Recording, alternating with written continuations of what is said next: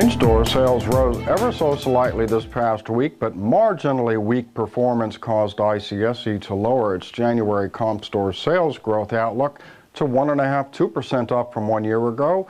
You can see our consumer daily spending as tracked by Gallup could explain somewhat flat results at the counter.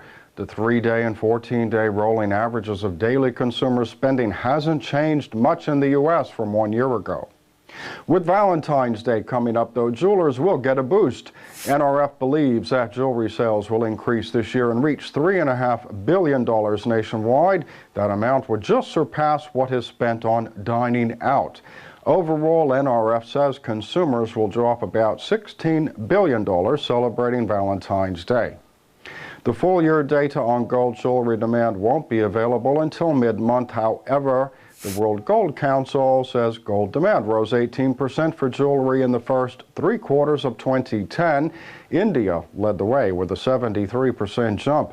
Hong Kong, Russia, and China also had solid growth figures. In the U.S., though, demand weakened as retailers very tightly managed inventory levels ahead of Christmas.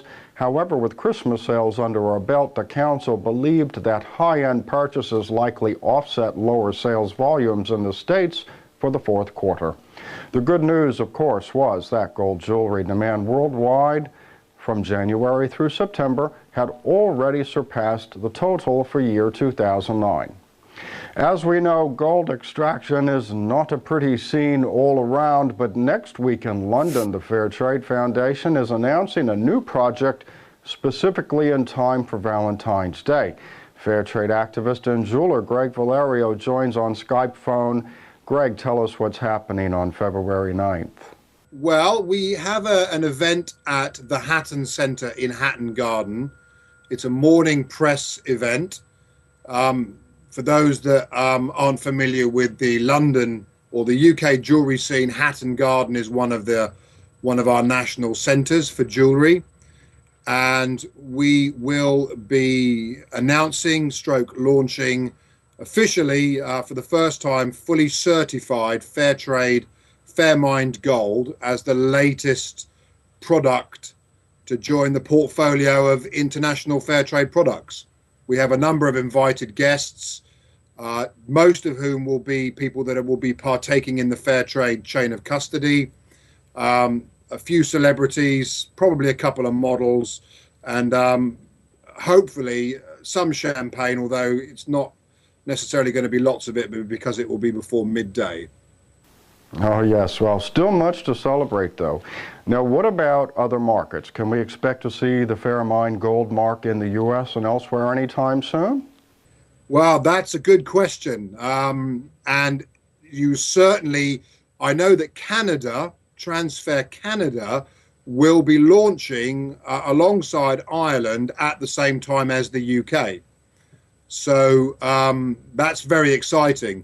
Regarding the States, at the moment, Fairtrade USA, who are the licensing organization that is linked to the Fairtrade labeling organization, have elected not to come into the gold scheme. And I think that is purely down to a slight nervousness on their part about volumes of gold that will be available to the market. But in saying that, although the US is not launching first, I understand it does have plans to come into the scheme within the next 2 years, which obviously will be hugely well received because we need the States in the scheme as it is the single biggest consumer of retail finished jewelry in the world. Where can manufacturers turn to participate and gain supplies of Fairtrade gold, Greg? Well, it's going to be like every other Fairtrade product that's come to market. Effectively, if you want to become a part of the scheme, what you would do is you would contract the Fairtrade Foundation in London. You can email them at gold@fairtrade.org.uk. And basically what you will do is you will ask, how do you become a part of the system? There will also be a website called www.fairgold.org, which is currently being finished off at the moment, ready for launch. You'll be able to log on to that And at that site, you will be able to get all the instructions that you need to become a registered part of the scheme. So accessing the information should be fairly straightforward, and the Fairtrade liaison people, the name of the lady in England is Victoria Waugh, that's spelled W-A-U-G-H.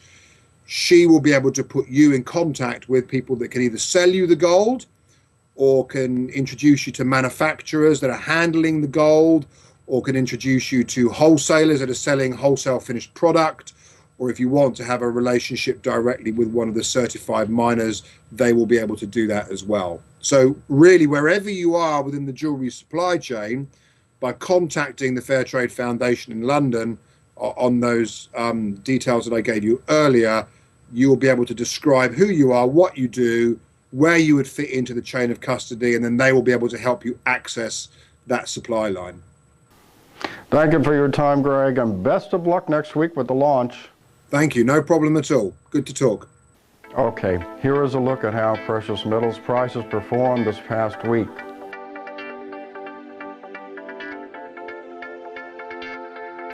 To all our friends and clients in China, we wish you a happy and lucky Year of the Rabbit. For all the latest industry news, be sure to check diamonds.net.